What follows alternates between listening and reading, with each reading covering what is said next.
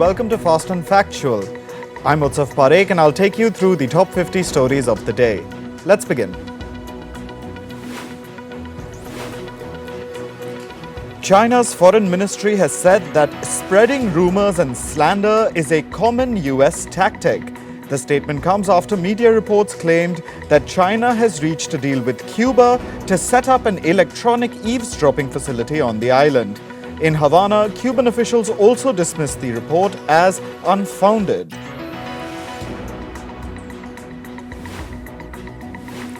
Ukraine has said that 2 cruise missiles struck a civilian object in central Ukrainian regions during an attack on Thursday evening. The regional governor confirmed at least 8 people had been wounded in that strike. Moscow has stepped up regular airstrikes against Ukraine in the recent weeks. Russian shelling wounded at least 9 people in the southern Ukrainian city of Kherson on Thursday. This was as residents were being evacuated because of the flooding caused by the destruction of the Kakhovka Dam. Kherson lies on the Dnipro River about 60 kilometers downstream from the now destroyed dam.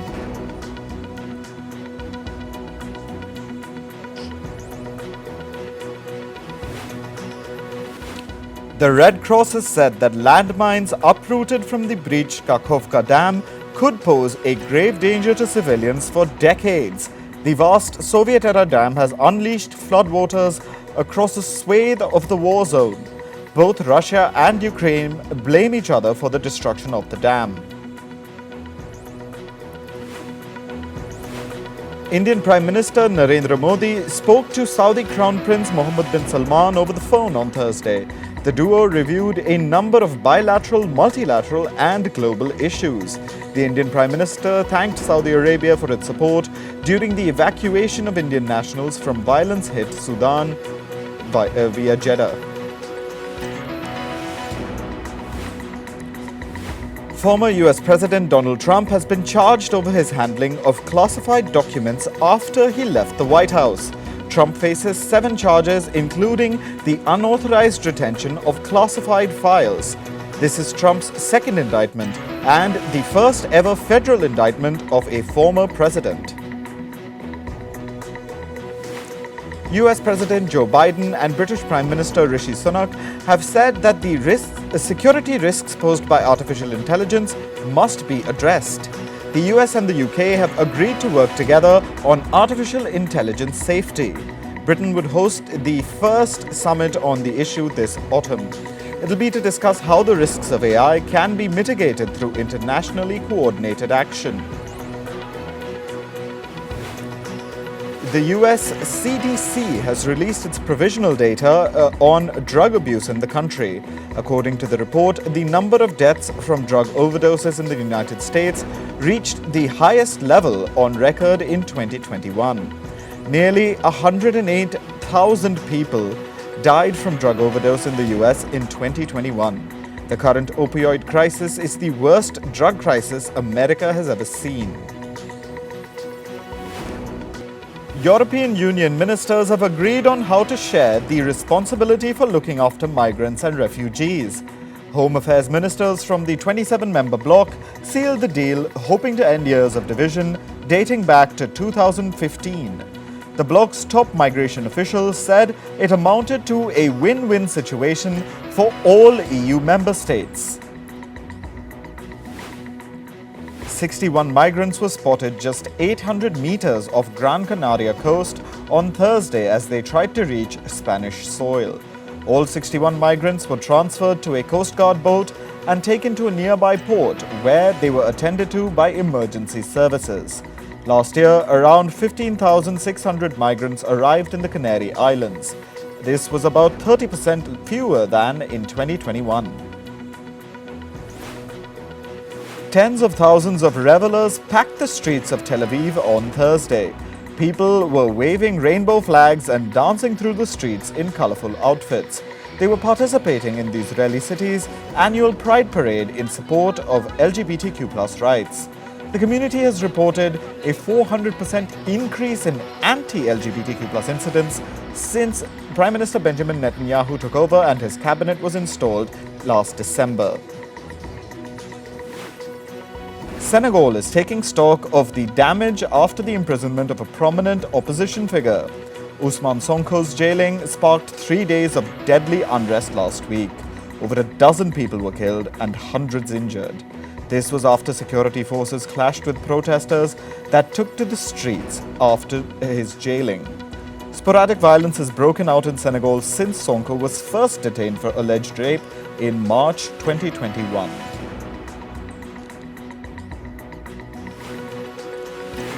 France is sending over 300 firefighters to Canada's Quebec region amid the ongoing wildfires. The European Commission has also promised to send more firefighters to Canada's aid. Wildfires in Canada have been burning for over a month. At least 3 million hectares of land have been scorched by the flames. Massive clouds of smoke from Canada's wildfires can be seen from space. Images captured by the International Space Station show the extent of the damage. The images also captured smoke drifting from Canada to its southern neighbor, the US. Meanwhile, flight operations in New York City were briefly halted as visibility decreased due to the smoke from the Canadian wildfires. Smoky skies also delayed flights in at least 7 other cities along America's east coast. Airlines reimbursed the affected travelers. Residents living near the port city of Gdansk in Poland are suffering from air pollution due to coal dust. This is because the port is seeing massive imports of substandard coal. With the end of coal imports from Russia, Poland is relying on coal from Colombia and Indonesia. This coal is more impure compared to the Russian supply. The impure coal is disintegrating and mixing with air, making the air quality unhealthy. Locals are saying that this is turning their houses dirty and black. They're calling Gdansk the Black City. A heatwave is scorching southern Iraq as temperatures crossed 44 degrees Celsius. The region's also facing an electricity crisis. The government is unable to meet the high voltage demand. Residents are taking a plunge in the Tigris River to stay cool in the heat. Hundreds of Brazilians held hands as a symbolic hug to the ocean. This was done at the Rio de Janeiro beach on Thursday.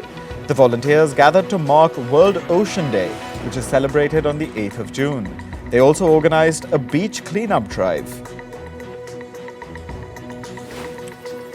Indonesia's Anak Krakatoa volcano has erupted twice within the span of 2 hours today. Ash clouds were spewed at least 3 kilometers in the sky. The Indonesian government has warned residents not to conduct any activities within 5 kilometers of the volcano. Scientists have declared that the El Nino climate pattern is now underway. El Nino is the heating of water surface temperatures of the Pacific Ocean. This is likely to cause tropical cyclones along with incessant rainfall in Latin America. Scientists are predicting that the El Nino could lead to unpredictable weather patterns in Africa, Asia, and Australia. Reports say Credit Suisse is seeking buyers for its brokerage business in China. This is because it has been taken over by rival UBS. UBS already has a similar profitable venture in Beijing. According to Chinese regulations, one entity cannot hold multiple brokerage licenses.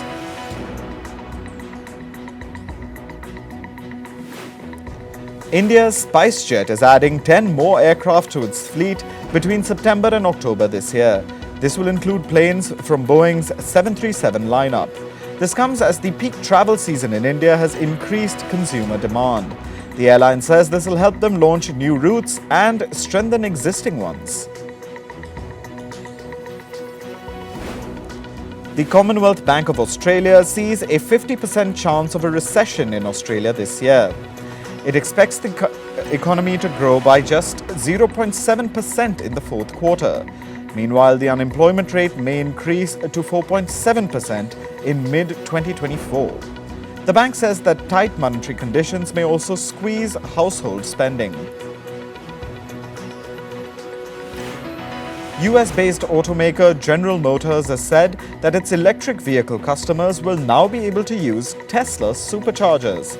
The agreement was announced by GM CEO Mary Barra and Elon Musk on Twitter. This follows a similar decision by Ford last month.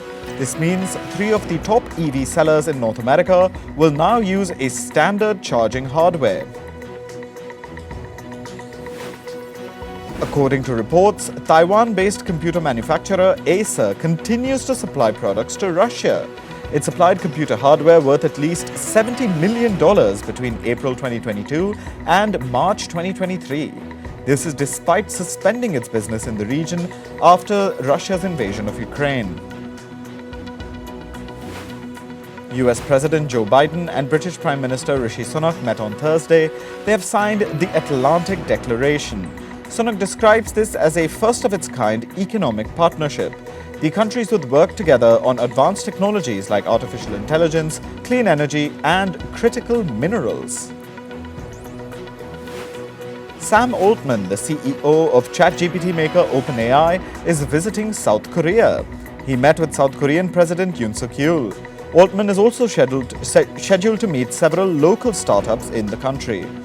This visit is part of his tour across countries, which included India, Israel, and Qatar.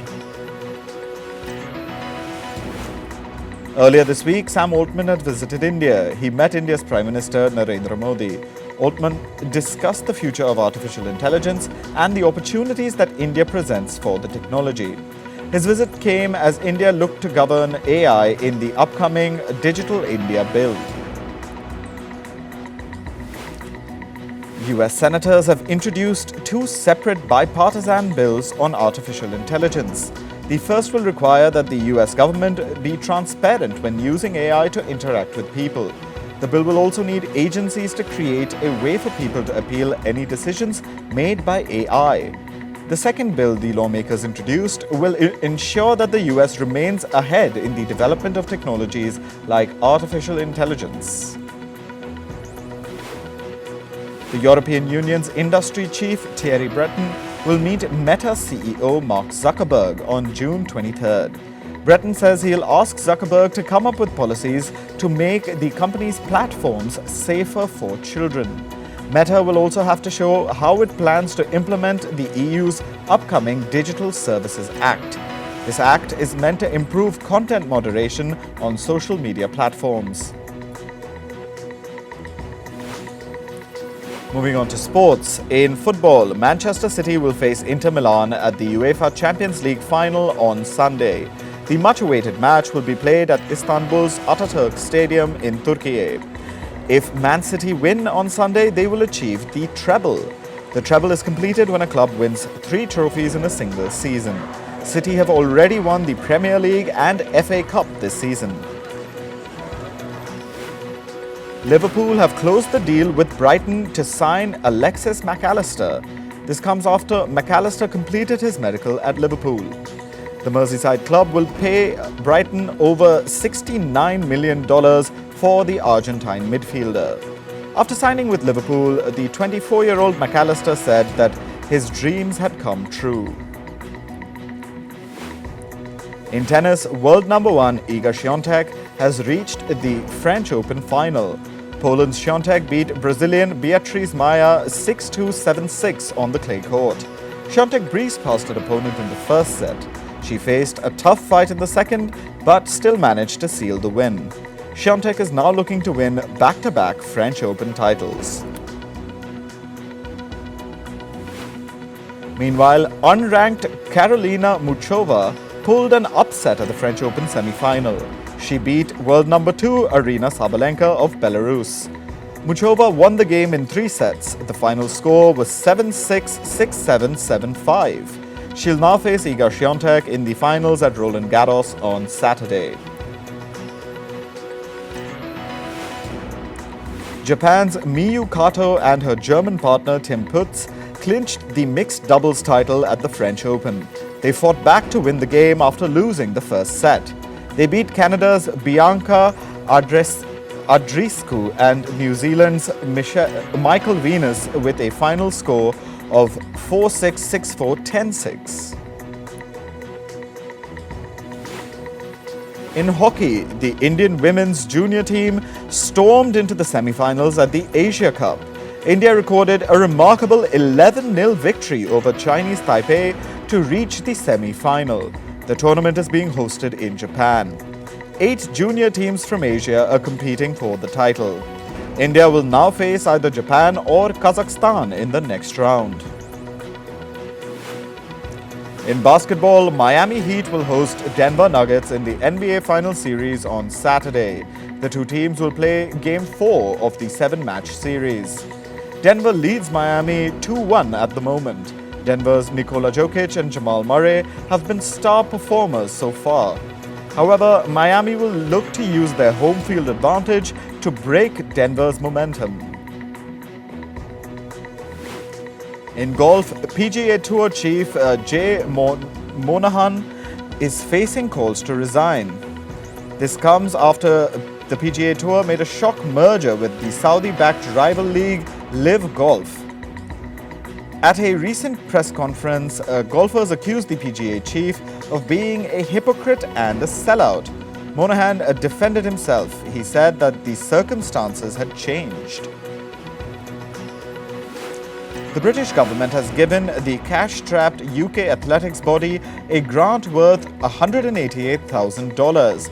This is so that UK athletics can host the Diamond League athletic meet in London next month. The meet was on the verge of cancellation. However, with the funding, UK athletics will be able to host the athletic meet. The Diamond League is an annual series of track and field events. Some of the world's most elite athletes compete in the Diamond League.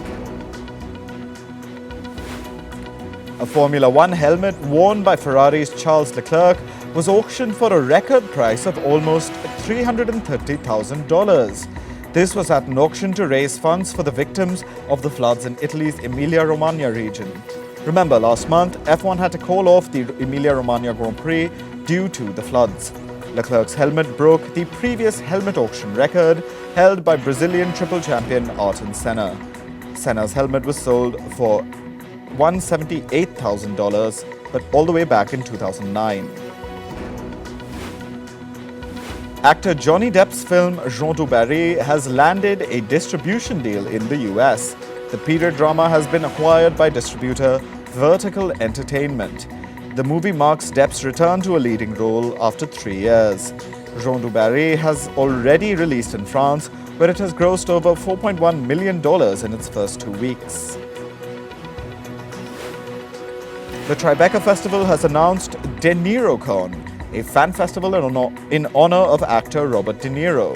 The 3-day event will coincide with the actor's birthday in autumn. De NiroCon will take place between the 29th of September and the 1st of October in New York. The actor was also presented with the key of New York City by the mayor at the Tribeca Festival. The 40th Jerusalem Film Festival has set Israeli film Golda as its opening movie. It stars Helen Mirren in the role of former Israeli Prime Minister Golda Meir. The film traces Golda's achievements as Israel's first and only female Prime Minister. Golda will release in Israel on the 24th of August. The opening film for Canada's Fantasia International Film Festival has been announced. French-language film Red Rooms will open the 27th edition of the festival. Many films from Ukraine, Japan, Canada and the US will have their world premieres at the event. Fantasia International Film Festival will take place from the 20th of July to the 9th of August in Montreal. Netflix is expanding its slate of Korean rom-coms with 6 new shows. The streaming platform announced the new titles at an event titled K-Romance Obsession in Seoul. 2 of these shows will premiere on the 17th of June. The news comes after Netflix reported a 3-fold increase in global viewership of K-dramas between 2018 and 2022. The nominations for the 2023 Black Entertainment Television Network Awards have been announced. The BET Awards honor Black music artists, actors and athletes. The rapper Drake is leading the race with nominations in 7 categories. Meanwhile, rapper Glorilla has bagged 6 nominations. Some other artists to be nominated are Beyoncé and Cardi B. The BET Awards will take place on the 25th of June in Los Angeles. Singers Madonna and Sam Smith have dropped a new single titled Vulgar. This collaboration comes shortly after Smith's fourth studio album, Gloria. Madonna also recently collaborated with singer The Weeknd on his song called Popular. K-pop band BTS have released their new single titled Take Two. The song topped music chart Billboard's Hot Trending Songs. Take Two is the group's second release this year. BTS is currently celebrating their 10th anniversary with their annual festa. K-pop singer Seungwoo has announced his solo comeback after the end of his mandatory military service. He'll release a mini-album titled Frame. The album will release on the 27th of June. Seungwoo is also planning a music concert on the 8th of July. The Miss World pageant is returning to India after 27 years. The country last hosted the pageant in 1996. Participants from 140 countries will gather in India for the competition. The grand finale of the 71st edition of the pageant will take place between November and December this year.